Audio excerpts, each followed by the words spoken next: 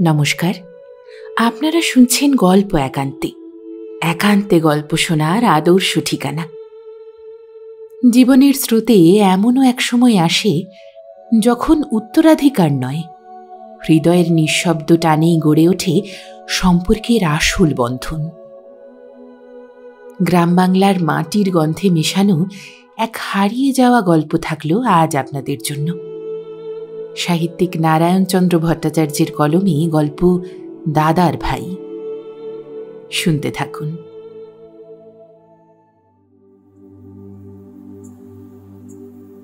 বুদ্ধিমান মুক্তার অবিনাশ দে মৃত্যুকালে আপনার সমগ্র সম্পত্তি কেন যে গোয়ার গোবিন্দ বৈমাত্রেয় ভাই বিনোদের নামে উইল করিয়া দিল, তাহা আমড়াগাছির কোনো বুদ্ধিমান ব্যক্তি ভাবিয়া স্থির করিতে পারিল না। বিষয় যে নিতান্ত অল্প তাহা নহে। 8,500 টাকার কোম্পানির কাগজ, 70 বিঘা লাখ রাত জমি, তাছাড়া ঘর ভিটা, পুকুর, বাগান, বাগিচা এসব তো ছিলই। এ সকলই অবিনাশের মুক্তারির পয়সায় উপার্জিত। ভিটাটুকু ছাড়া আর কিছুই পৈতৃক ছিল না। অবিনাশের দ্বিতীয় পক্ষের স্ত্রী ছিল, 7 বছরের ছেলে কালীচরণ ছিল। ইহা সত্ত্বেও অবিনাশ যে কেন বৈমাত্রেয় কনিষ্ঠ ভ্রাতাকে অবাধ্য গোয়ার গোবিন্দ বিনোদকে সম্পত্তির উত্তরাধিকারী করিয়া গেল, তাহা একদিকে যেমন অতিমাত্র বিস্ময়জনক, অন্যদিকে তেমনি অবিনাশের নির্বুদ্ধিতার পরিচায়ক। ইহা ভাবিয়া লইতে কাহারও বিলম্ব হইল না।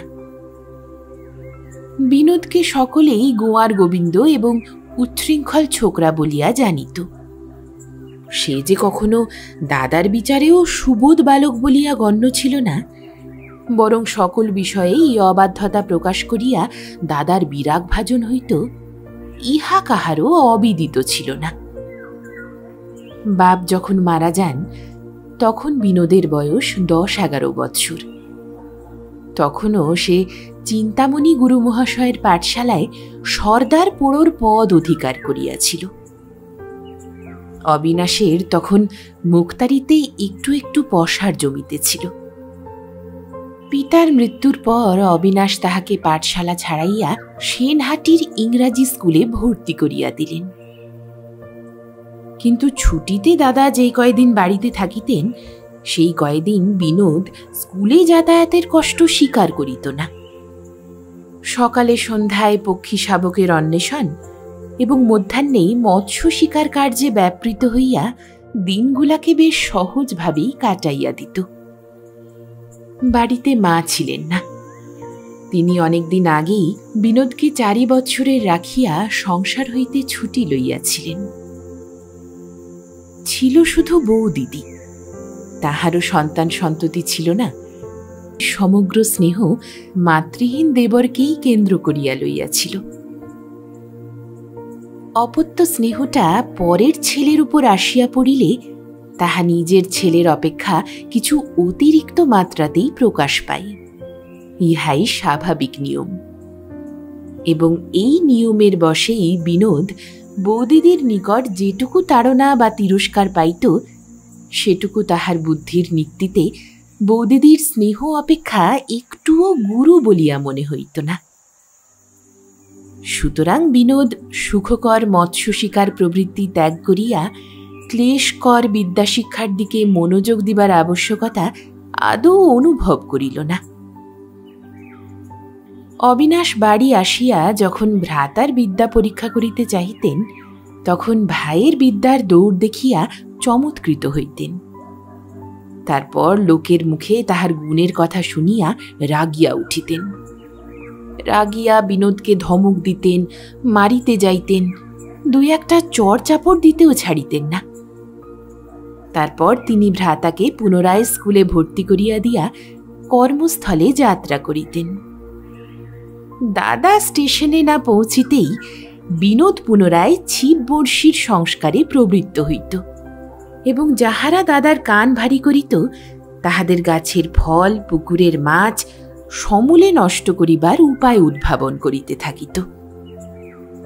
এমনই করিয়া ৬-৭ বৎসর কাটিয়া গেলেও বিনোদ যখন স্কুলের ৪র্থ শ্রেণীর কঠোর গণ্ডি ভেদ করিতে পারিল না, অধিকন্তু নবোদ্গত গুম্ফরাজি লইয়া অজাত গুম্ফ বালকদের সহিত এক আসনে বসিতে লজ্জা অনুভব করিতে লাগিল, তখন অবিনাশ বিরক্ত হইয়া তাহার স্কুল ছাড়াইয়া দিলেন। বিনোদ হাঁপ ছাড়িয়া বাঁচিল। বড় বউ স্বামীকে অনুরোধ করিল, বেন্দার বয়স হয়েছে, বিয়ে দাও। দু একবার স্ত্রীর অনুরোধে উপেক্ষা প্রদর্শন করিলেও শেষে অবিনাশকে ভ্রাতার বিবাহের চেষ্টা দেখিতে হইল। ছেলের কোনো গুণ না থাকিলেও এদেশে মেয়ের অভাব হয় না, বেটা ছেলে তো বটে। সুতরাং অনেক জায়গা হইতেই বিবাহের সম্বন্ধ আসিতে লাগিল। অবিনাশ তাহাদের মধ্যে একটি ভালো ঘর ভালো মেয়ে দেখিয়া দেনা পাওনা স্থির করিয়া ফেলিলেন এবং মাঘ মাসে বিবাহের দিন স্থির করিয়া পূজার ছুটিতে মেয়েকে আশীর্বাদ করিয়া গেলেন। কিন্তু অগ্রহায়ণের শেষে বিনোদ হঠাৎ একদিন মামার বাড়িতে গিয়া মামার প্রতিবেশী দিনু ঘোষের ১৪ বছরের মেয়েকে বিবাহ করিয়া ঘরে ফিরিল। অবিনাশ রাগে আগুন হইয়া উঠিলেন। বড় বউ তাহাকে শান্ত করিল, বলিল, বেন্দার কাজটা ভালো হয়নি বটে, বউ কিন্তু দিব্যি মনের মতো হয়েছে। অগত্যা অবিনাশকে তাহা মানিয়া লইতে হইল। অতঃপর অবিনাশ আদালতে বিনোদের চাকরি করিয়া দিলেন। কিন্তু বিনোদ ২ দিন কাজ করিয়াই বুঝিতে পারিল এইরূপে ১০টা ৫টা পর্যন্ত এক জায়গায় বসিয়া কলম পেশা তাহার কর্ম নহে। বিশেষত মধ্যাহ্ন উপস্থিত হইলেই মাঠ পুকুরের ধারে বটগাছের ছায়ায় বসিয়া চারের চারিপাশে বৃহৎ বৃহৎ রোহিত মৎস্যের উল্লম্ফন একাগ্র চিত্তে নিরীক্ষণ করিবার স্মৃতি আসিয়া তাহাকে বড়ই অধীর করিয়া তুলিত। এ অধীরতা বিনোদ অধিক দিন সহ্য করিতে পারিল না। ১ সপ্তাহ চাকরির পর অসুস্থ হইয়া বিনোদ সেই যে বাড়ি গেল, আর কর্মস্থলে ফিরিল না। প্রত্যহ সদ্যধৃত মৎস্যভোজন দ্বারা রোগের প্রতিকার করিতে লাগিল।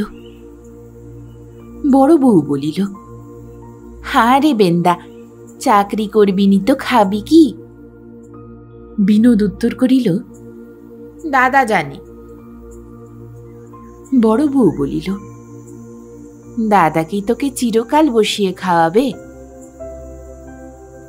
জোরে মাথা নাড়িয়া বিনোদ বলিল, নিশ্চয়। বড় বউ হাসিয়া উঠিল। অবিনাশ শুনিয়া বলিলেন, নেহাত হতভাগা। তারপর একদিন বড় বউ অন্তিম শয্যায় শয়ন করিয়া স্বামীর হাত ধরিয়া যখন ক্ষীণ কাতর কণ্ঠে জিজ্ঞাসা করিল, ওগো, বেন্দার কি হবে? তখন অবিনাশ কোঁচার খুঁটে চোখ মুছিয়া অশ্রুরুদ্ধ কণ্ঠে বলিলেন, তার জন্য কাতর হইও না বড় বউ, আমার যা কিছু সবই তার। বড় বউ নিশ্চিন্ত মনে হাসিতে হাসিতে পরলোকে চলিয়া গেল। বৌদিদির মৃত্যুতে বিনোদ ৩ দিন ৩ রাত্রি অন্ন জল স্পর্শ করিল না। ২ মাস মাঠ পুকুরের ধারে গেল না। কিছুদিন পরে অবিনাশ পুনরায় দ্বার পরিগ্রহ করিলেন। নূতন বড় বউ আসিয়া পুরাতন সংসারে জাঁকিয়া বসিল। একটি পুত্র সন্তান জন্মগ্রহণ করিল। বিনোদেরও একটি মেয়ে হইল। কিন্তু বিনোদের প্রকৃতি কিছুমাত্র পরিবর্তন হইল না। সে মাছ ধরিয়া তাস পিটিয়া স্বচ্ছন্দ চিত্তে দিন কাটাইতে লাগিল। এদিকে হঠাৎ অবিনাশের দিন ফুরাইয়া আসিল। অবিনাশ যখন তাহা বুঝিতে পারিলেন, তখন তিনি তাড়াতাড়ি একখানা উইল করিয়া ফেলিলেন এবং তাহাতে বিনোদকেই তাহার সমগ্র সম্পত্তির অধিকারী করিয়া সতী সাধ্বীর অন্তিম শয্যা পার্শ্বে যে প্রতিজ্ঞা করিয়াছিলেন তাহা রক্ষা করিলেন। লোকে সে প্রতিজ্ঞার কথা জানিত না, সুতরাং তাহারা অতিমাত্র বিস্ময় প্রকাশ করিতে লাগিল। লোকে ভাবিয়াছিল বিনোদের নামে উইল করিলেও অবিনাশ আপনার ভূসম্পত্তি বা নগদ টাকা কড়ির কিছু না কিছু স্ত্রী পুত্রকে দিয়া যাইবেন। কিন্তু শ্রাদ্ধ শেষে সর্বসমক্ষে যখন উইল পড়া হইল, তখন লোকের বিস্ময় সীমা অতিক্রম করিল। উইলে স্ত্রীপুত্রের নামোল্লেখ পর্যন্ত ছিল না। শ্রীপতি ঘোষাল বলিলেন, তাই তো, অবিনাশ বুদ্ধিমান হয়ে এমন কাজটা কেন করে গেল? ভোলানাথ ঘোষ বলিল, মাথার ঠিক ছিল না, সেটাও তো দেখা দরকার। বুড়া মৃত্যুঞ্জয় দত্ত মাথা নাড়িয়া বলিলেন, এখন এই বিধবা আর নাবালক দাঁড়ায় কোথায়, সেইটাই হচ্ছে প্রধান ভাবনা। বিনোদ রাগিয়া বলিল, পরের ভাবনা এতটা না ভেবে আপনারা নিজের চরকায় তেল দিন গে দত্তমশায়। দত্ত মহাশয় রাগে মাথা কাঁপাইতে কাঁপাইতে বলিলেন, থামো হে বাপু, নিজের চরকায় তেল দিয়ে দিয়ে মাথার চুল সাদা করেছি। স্ত্রী পুত্র কেউ হলো না, শতাতো ভাই হলো আপনার। আমরা সবই বুঝে থাকি। বিনোদ চড়া গলায় উত্তর দিল, বুঝে থাকেন ঘরের ভাত বেশি করে খাবেন। অবিনাশের দ্বিতীয় পক্ষের শ্বশুর মাধব সরকার উপস্থিত ছিলেন। তিনি বিনোদকে লক্ষ্য করিয়া গম্ভীর স্বরে বলিলেন, রাগ করো না বাবাজি, দত্ত যা যা বলছেন তা ন্যায্য কথাই বলেছেন। বিনোদ বসিয়াছিল, উঠিয়া দাঁড়াইল, ক্রোধ কম্পিত কণ্ঠে বলিল, দাদা যা ন্যায্য বুঝেছেন তাই করে গেছেন। দাদার কথার উপর কথা কইবার অধিকার কোনো ব্যাটারি নাই। সরকার মহাশয় বলিলেন, অপরের না থাকলেও আইনের সে অধিকার আছে। চিৎকার করিয়া বিনোদ বলিল, আইন? আইন জানে কোন বেটা? আমার দাদা ছিলেন আইনের জহুরি। বিনোদ রাগে জোরে জোরে পা ফেলিয়া বাড়ির ভিতর চলিয়া গেল। উপস্থিত সকলেই পরস্পরের মুখ চাওয়াচাই করিয়া সভা ভঙ্গ করিলেন। বাড়ির ভিতর গিয়া বিনোদ বড় বউকে ডাকিয়া বলিল, শুনেছ বড় বউ, বেটারা বলে নাকি দাদা বেআইনি কাজ করে গেছেন। আরে বেটারা, আমার দাদা কি যে সে লোক ছিল? আইনের পাক্কা জহুরি, বুঝলে বড় বউ, আইনের পাক্কা জহুরি। বড় বউ মুখ ভার করিয়া রহিল, কোনো উত্তর করিল না। মাধব সরকার দত্তজার নিকট গিয়া জিজ্ঞাসা করিলেন, ব্যাপারটা কি বলুন দেখি? আমার বোধ হয় উইলটা জাল। দত্তজা ঘাড় নাড়িয়া উত্তর দিলেন, উইল যে জাল নয় তা আমি জানি, তবে সে সময়ে আপনার জামাতার মাথার ঠিক ছিল কিনা এইটাই হচ্ছে কথা। প্রমাণ করতে পারবেন?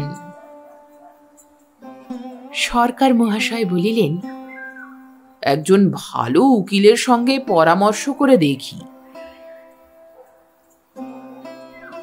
কয়েকদিন কন্যাগৃহে অবস্থানের পর সরকার মহাশয় যেদিন গৃহগমনে উদ্যত হইলেন, সেই দিন মেয়ে কাঁদিতে কাঁদিতে বলিল, আমার কি হবে বাবা? সরকার মহাশয় কন্যাকে আশ্বাস দিয়া বলিলেন, কোনো চিন্তা নেই মা, মাধব সরকার বেঁচে থাকতে আরো একজন যে তোমার বিষয়ে ফাঁকি দিয়ে নেবে তা কখনোই হবে না। তাসের আড্ডায় 2খানা ছক্কা এবং 1খানা বোম খাইয়া বিনোদ যখন নিতান্ত অপ্রফুল্ল চিত্তে ঘরে আসিল, তখন ছোট বউ তাহার সম্মুখে গিয়া সকাতরে বলিল, ওগো, তোমার পায়ে পড়ি, যাদের বিষয় তাদের ফিরিয়ে দাও। আমার সতু বেঁচে থাক, তুমি ভিক্ষে করে এনে তাকে খাওয়াবে। বিনোদ হুঁকা কলিকা লইয়া তামাক সাজিতে যাইতেছিল।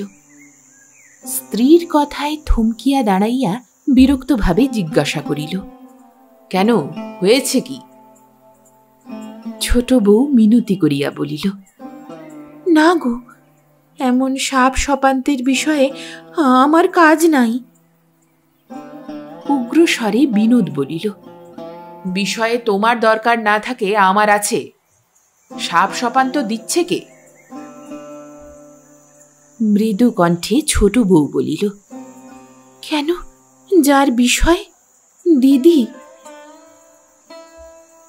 বিনোদ মাটিতে পা ঠুকিয়া উচ্চ কণ্ঠে বলিল, দিদি সাপ সপান্ত দেবার কে?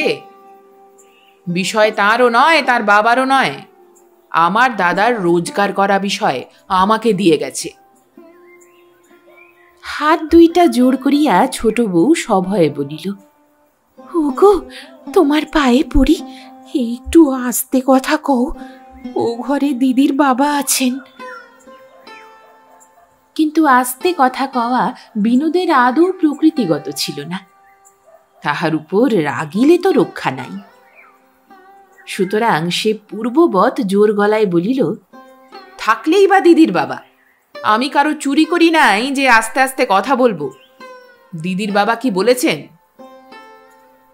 ছোট বউ নত মুখে শঙ্কাকম্পিত কণ্ঠে বলিল, কত কি, মকদ্দমা করবেন, তোমাকে জেলে দেবেন, এমনই কত কথা বলেছেন।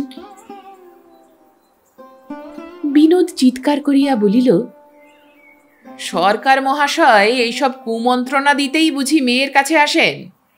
এমন যদি হয় তাহলে। সম্মুখের ঘর হইতে সরকার মহাশয় ডাকিয়া বলিলেন, তাহলে কি হবে গো বিনোদ বাবু, হ্যাঁ? সরকার মহাশয় আসিয়া দরজার কাছে দাঁড়াইলেন। বিনোদ জ্বলন্ত দৃষ্টিতে তাহার দিকে চাহিল। সরকার মহাশয় তীব্র শ্লেষের স্বরে বলিলেন, মেরে তাড়াবে নাকি? গর্জন করিয়া বিনোদ বলিল, দেখুন সরকার মশাই, আপনি কুটুম মানুষ, কুটুমের মতো আসবেন যাবেন। সরকার মহাশয় বলিলেন, আর তুমি পরের বিষয় নিয়ে দিব্যি মজা ওড়াও নাকি? রাগে চিৎকার করিয়া বিনোদ বলিল, আমি আপনার বাবার বিষয় নিতে যাই নাই। মাথাটা নাড়িতে নাড়িতে গম্ভীর স্বরে সরকার মহাশয় বলিলেন, আমার বাবার বিষয়ে হাত দেয় এমন বেটা ছেলে আজও জন্মায়নি। নাবালক ভাইপোর বিষয়টা ফাঁকি দিয়ে নেবার চেষ্টা করছো। চিৎকারে বাড়ি কাঁপাইয়া বিনোদ বলিল, কি, আমি ফাঁকি দিচ্ছি? কোন বেটা এমন কথা বলে? ঘাড় নাড়িয়া সরকার মহাশয় বলিলেন, আমি বলি গো বিনোদ বাবু, আমি বলি।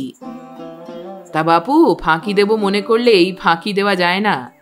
আইন আছে, আদালত আছে, বিচার আছে, সেখানে তো আর জুয়া চুরি খাটবে না। হুঁকা কলিকা ফেলিয়া হাত 2টাকে মুষ্টিবদ্ধ করিয়া বিনোদ বলিল, বেরো তুমি বাড়ি থেকে।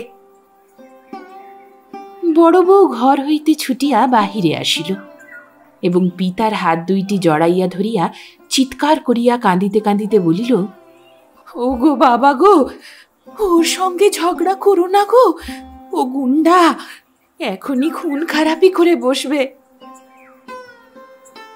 বিনোদ দাঁতে দাঁত চাপিয়া রোষক্ষুব্ধ কণ্ঠে ডাকিল, বড় বউ। ছোট বউ গিয়া বিনোদকে টানিয়া ঘরে আনিল। একটু পরেই সরকার মহাশয় ছাতা চাদর লইয়া চলিয়া গেলেন। যাইবার সময়ে তিনি অপেক্ষাকৃত উচ্চকণ্ঠে কন্যাকে সান্ত্বনা দিয়া বলিয়া গেলেন, তুমি একটুও ভেবো না মা, আমি যদি তোমার বিষয়ের কড়াক্রান্তিটা পর্যন্ত আদায় করে দিতে না পারি তবে আমার নাম মাধব সরকারই নয়। পিতা চলিয়া গেলে বড় বউ আপনার ঘরের দাওয়ায় পা ছড়াইয়া বসিয়া কাঁদিতে কাঁদিতে আপনার অদৃষ্টকে ধিক্কার দিল। স্বর্গগত স্বামীর নির্বুদ্ধিতার কথা উল্লেখ করিয়া অনেক আক্ষেপ করিল। তারপর যে তাহাদের বিষয় ফাঁকি দিয়া লইয়াছে তাহাকে কিরূপ শাস্তি দিতে হইবে সে সম্বন্ধে দিন রাত্রির কর্তাকে উপদেশ দিতে লাগিল। ছোট বউ স্বামীর পা দুইটা জড়াইয়া ধরিয়া কাঁদিতে কাঁদিতে বলিল, ওগো রক্ষা করো, বিষয়ে ছেড়ে দাও। দন্তে দন্ত ঘর্ষণ করিয়া বিনোদ বলিল, এক কড়া কানা করিও ছাড়ব না, দেখি কে আমার দাদার চালের ওপর চাল চালতে পারে।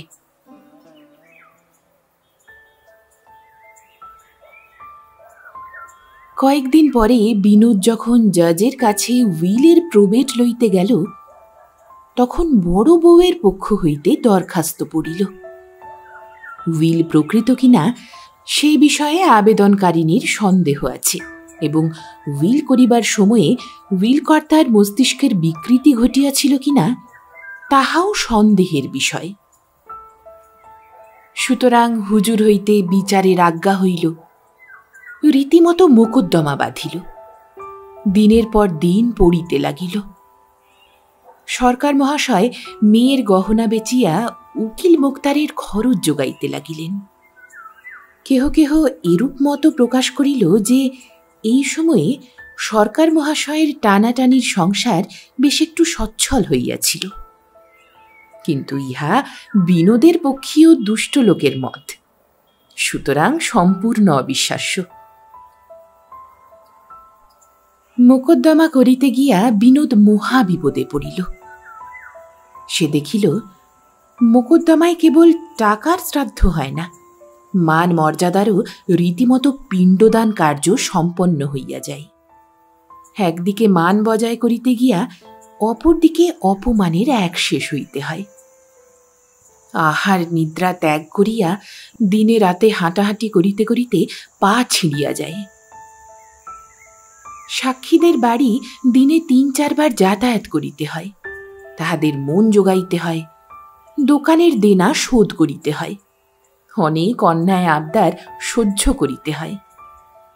ছি ছি, লোকে কি সুখে মোকদ্দমা করে? মোকদ্দমায় সুখ না থাকিলেও বিনোদ কিন্তু তাহা ছাড়িল না। ইহার সকল কার্য তাহার সম্পূর্ণ অনভ্যস্ত হইলেও সে এমনই ধীরতার সহিত কাজ করিয়া যাইতে লাগিল যে লোকে তাহার প্রকৃতির বিপরীত আচরণ দর্শনে বিস্মিত না হইয়া থাকিতে পারিল না। বুদ্ধিমান ব্যক্তিরা মত প্রকাশ করিল, বিষয়ের লোভে অসম্ভব সম্ভব হয়। মোকদ্দমা যখন পূর্ণ বেগে চলিতেছিল তখন সহসা একদিন বড় বউ হাঁড়ি পৃথক করিয়া লইল, আলাদা রাঁধিয়া খাইল। ছোট বউ জিজ্ঞাসা করিল, তুমি পৃথক হলে দিদি? বড় বউ মুখ ঘুরাইয়া বলিল, তা হলাম বই কি ভাই, আর দাঁতে জিভে ভালোবাসায় কাজ কি? বিনোদ শুনিয়া গম্ভীর হইয়া রহিল, কিন্তু ছেলেটা বড় গোল বাঁধাইল। সে কাকাবাবুর সঙ্গে খাইবার লোভ কিছুতেই সংবরণ করিতে পারিল না। বড় বউ ছেলেকে বুঝাইল, ধমক দিল, ছেলে কিন্তু কিছুতেই বাগ মানিল না। বিনোদ আসনে বসিয়া কেলো বলিয়া ডাকিলেই সে মাতার তিরস্কার প্রহার সব উপেক্ষা করিয়া কাকাবাবুর পাশে আসিয়া বসিত। ক্রমে ইহা বড় বউয়ের অসহ্য হইল এবং শেষে একদিন কালী কাকাবাবুর পাশে বসিয়া যখন ভোজনে উদ্যত হইয়াছে তখন বড় বউ বাঘিনীর মতো ছুটিয়া আসিয়া ছেলের পিঠে রীতিমতো চড় চাপড় বসাইয়া দিয়া এবং তাহাকে টানিয়া আনিয়া ঘরে পুরিয়া ঘরের শিকল তুলিয়া দিল। ছেলে ঘর হইতে চিৎকার করিয়া ডাকিতে লাগিল। বিনোদ হাতের ভাত পাতে ফেলিয়া ডাকিল, বড় বউ। বড় বউ কোনো উত্তর দিল না, গুম হইয়া দাবার উপর বসিয়া রহিল। বিনোদ বলিল, ওকে ছেড়ে দাও বড় বউ। বড় বউ গম্ভীর কণ্ঠে উত্তর দিল, কেন কেন ছাড়ব? ও ভাত খাবে। আর ভাত খাইয়ে কাজ নাই, গোড়া কেটে আর আগায় জল ঢালতে হবে না। ছাড়বে না? না, বিষয় তো গ্রাস করেছ, আবার ছেলেটাকেও গ্রাস করবে নাকি? বিনোদ কিছুক্ষণ স্তব্ধভাবে বসিয়া রহিল। তারপর বিস্ময়পূর্ণ কণ্ঠে বলিল, তুমি বলো কি বড় বউ, কেলোকে আমি গ্রাস করব? বিষ খাওয়াবো নাকি? বড় বউ বলিল, কি খাওয়াবে না খাওয়াবে কি দেখছে বলো। ঘৃণায় নাসা কুঞ্চিত করিয়া বিনোদ বলিল, ছি, তুমি নিতান্তই ছোট লোক। বড় বউ আবার বলিয়া উঠিল, কে ছোট লোক কে ভদ্রলোক তা বোঝাই যাচ্ছে। বিনোদ চিৎকার করিয়া বলিল, তুমি কিছুই বোঝো না বড় বউ, তুমি মাধব সরকারের মেয়ে, উমেশদের ছেলেদের বুঝতে তোমার বাবারও সাধ্যি নেই। বড় বউ রাগিয়া বলিল, দেখো ঠাকুরপো, ঠিক দুপুরবেলা বাড়াবাড়ি করো না, তা বলে দিচ্ছি। বিনোদ আর কোনো কথা না বলিয়া ভোজনে ব্যাপৃত হইল। ছেলেটা তখনও চিৎকার করিয়া ডাকিতেছিল। বিনোদ হাতের ভাতগুলাকে থালায় আছড়াইয়া ফেলিয়া উঠিয়া গেল। বড় বউ মুখ ঘুরাইয়া বলিল, সোহাগ দেখেও বাঁচি না, বলে মাছ মরেছে বেড়াল কাঁদে, শান্ত করতে গেলে বকে।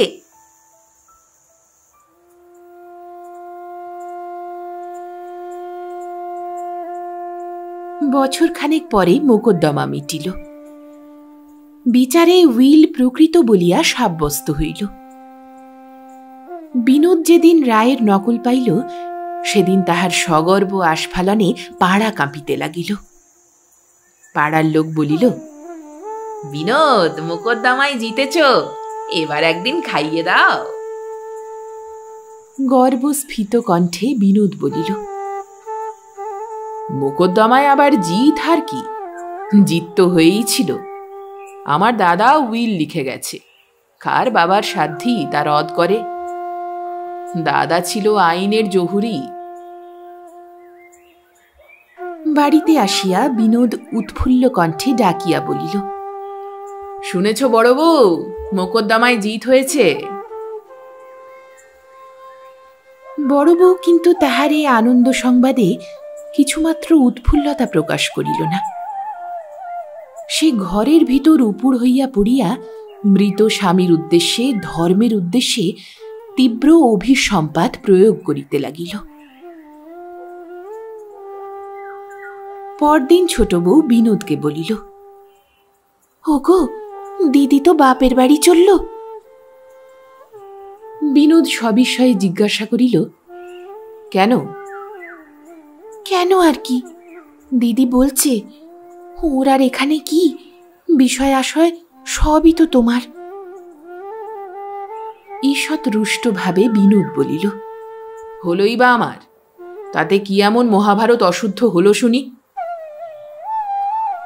ছোট বউ বলিল, কি হয়েছে না হয়েছে তা আমি জানি না, দিদি কিন্তু যাবার জোগাড় করছে। বিনোদ বড় বউয়ের ঘরের কাছে গিয়া ডাকিল, বড় বউ। বড় বউ তখন বাক্স প্যাটরা গোছাইতে ব্যস্ত ছিল। বিনোদের ডাকে কোনো উত্তর দিল না। বিনোদ দাবার উপরে উঠিয়া জিজ্ঞাসা করিল, তুমি বাপের বাড়ি যাবে নাকি বড় বউ? বড় বউ মুখ না ফিরাইয়াই তাচ্ছিল্যের সহিত উত্তর দিল, হ্যাঁ যাব। কেন যাবে? যাব না তো থাকবো কোথা? তোমার কি থাকবার জায়গা নাই? কই আর আছে বলো, এমন হতভাগা স্বামীর হাতে পড়েছিলাম যে মাথা গুঁজে থাকবার জায়গাটি পর্যন্ত রেখে গেল না। রাগে চোখ দুইটা কপালে তুলিয়া বিনোদ বলিল, মুখ সামলে কথা কও বড় বউ, আমার দাদা হতভাগা? মুখ ফিরাইয়া গর্জন করিয়া বড় বউ বলিল, 100 বার হতভাগা। যে স্ত্রী পুত্রকে পথে বসিয়ে ভাইকে সর্বস্ব দিয়ে যায়, সে আবার মানুষ? বিনোদ কঠোর দৃষ্টিতে বড় বউয়ের দিকে চাহিয়া স্তম্ভিতভাবে দাঁড়াইয়া রহিল। বড় বউ বলিতে লাগিল, যেমন হতভাগার হাতে পড়েছিলাম তেমনই তো ফল ভোগ করতে হবে। আমার সব থাকতেও এখন বাপের বাড়িতে গিয়ে দাসী বৃত্তি করে খাই। বিনোদ বলিল, তা হবে না বড় বউ। কি হবে না? বাপের বাড়ি যাওয়া হবে না। আমার দাদার স্ত্রী যে মাধব সরকারের বাড়িতে দাসী বৃত্তি করবে, তা কিছুতেই হবে না। তীব্র শ্লেষের স্বরে বড় বউ বলিল, তবে কি তোমাদের দাসী বৃত্তি করতে হবে নাকি? বিনোদ বলিল, তুমি দাসী বৃত্তি করবে? কঠোর কণ্ঠে বড় বউ বলিল, দাদার বিষয়গুলি হাত করে দাদার স্ত্রীর উপর যে বড় দরদ দেখছি। বিনোদ উচ্চ কণ্ঠে বলিল, বিষয়? বিষয়ের মুখে মারি লাথি। কিন্তু এই আমি বলছি বড় বউ, আমি বেঁচে থাকতে তোমাকে বাড়ি ছেড়ে কোথাও যেতে দেব না। বড় বউ বলিল, 100 বার দেবে। যেখানে আমার মাথা গুজে থাকবার স্থানটি পর্যন্ত নাই, সেখানে আমি কিছুতেই থাকব না। রাগে চিৎকার করিয়া বিনোদ বলিল, আলবৎ থাকতে হবে। বিনোদলাল বেঁচে থাকতে কার সাধ্যি বাড়ির চৌকাঠের বাইরে পা দেয়? গর্জন করিতে করিতে বিনোদ চলিয়া গেল। বড় বউ বেগতিক দেখিয়া পিতাকে আসিবার জন্য সংবাদ পাঠাইল। 4-5 দিন পরে সরকার মহাশয় আসিলেন। তিনি কন্যাকে আশ্বাস দিয়া বলিলেন, ভয় নাই মা, আমি পুনর্বিচারের প্রার্থনা করব। হাইকোর্টের একজন বড় উকিলের সঙ্গে পরামর্শ করে এসেছি। ততদিন চলো, আমার ঘরেই থাকবে। বড় বউ বলিল, কিন্তু বাবা, ও গুন্ডা যদি যেতে না দেয়? গর্বপ্রফুল্ল কণ্ঠে সরকার মহাশয় বলিলেন, ওর বাবাকে যেতে দিতে হবে। আমি পুলিশে ডায়েরি করিয়ে তবে এসেছি। তুমি সব গুছিয়ে নাও। বড় বউ তখন পুটলা পুটলি বাঁধিতে লাগিল। বিনোদ ব্যস্তভাবে দাবার উপর উঠিয়া ডাকিল, কেলো, ও কেলো। কালী মাতামহের কাছে বসিয়াছিল। কাকার ডাক শুনিয়া তাড়াতাড়ি ছুটিয়া তাহার কাছে আসিল। বিনোদ পকেট হইতে একখানা কাগজ বাহির করিয়া বলিল, হেই নে। কালী কাগজখানা হাতে লইয়া জিজ্ঞাসা করিল, এ কি কাকা বাবু? সহাস্যে বিনোদ বলিল, ফলারের নিমন্ত্রণপত্র, বুঝলি? নেমন্তন্ন কোথায়? হাসিতে হাসিতে বিনোদ কহিল, তোর শ্বশুর বাড়িতে রে। তোর শাশুড়ির বিয়ে, তারই তো নিমন্ত্রণ। যাবি তো? কাকাবাবুর মুখের দিকে চাহিয়া কালী বলিল, তুমি যাবে? নিশ্চয়ই। কালী উৎফুল্ল হইয়া উঠিল। বিনোদ তাহাকে দুই হাতে জড়াইয়া ধরিয়া তাহার মুখ চুম্বন করিল। তারপর ধীরে ধীরে দাবা হইতে উঠানে নামিল। কালী ঘরের ভিতরে গেলে সরকার মহাশয় দেখি বলিয়া তাহার হাত হইতে কাগজখানা লইয়া পড়িতে লাগিলেন। বড় বউ জিজ্ঞাসা করিল, কিসের কাগজ বাবা? বিস্ময়ের আতিশয্যে সরকার মহাশয়ের হাতখানা তখন কাঁপিতেছিল, গলাটা শুকাইয়া কাঠ হইয়া আসিয়াছিল। কষ্টে একটা ঢোক গিলিয়া তিনি বলিলেন, দানপত্র। বড় বউ বিস্ময়ের সহিত জিজ্ঞাসা করিল, দানপত্র? শুষ্ক মুখে ধরা গলায় সরকার মহাশয় বলিলেন, জামাই যে সম্পত্তি উইলে বিনোদকে দিয়ে গিয়েছিল, বিনোদ সেই সব সম্পত্তি কালীর নামে দানপত্র করে দিয়েছে। বড় বউয়ের বিস্ময় স্তম্ভিত কণ্ঠ হইতে কেবল উচ্চারিত হইল, সব? হ্যাঁ, সব। বড় বউ হাঁ করিয়া বাপের মুখের দিকে চাহিয়া রহিল। সরকার মহাশয় কাগজখানা তাহার হাতে দিয়া বলিলেন, এখানা যত্ন করে তুলে রাখ। বড় বউ কাগজখানা হাতে লইয়া ঘরের বাহিরে আসিল।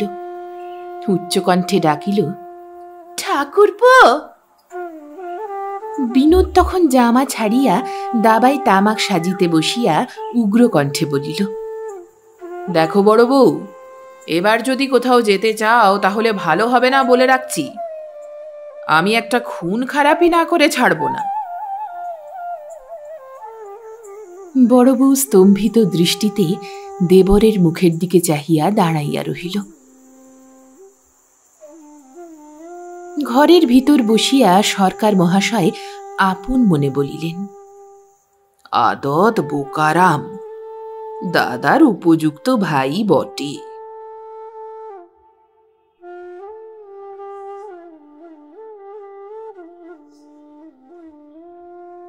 শুনছিলেন সাহিত্যিক নারায়ণচন্দ্র ভট্টাচার্যের কলমে গল্প দাদার ভাই।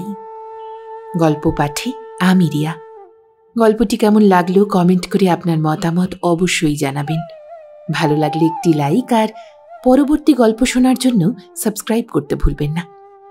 সঙ্গে থাকুন, শুনতে থাকুন গল্প একান্তে।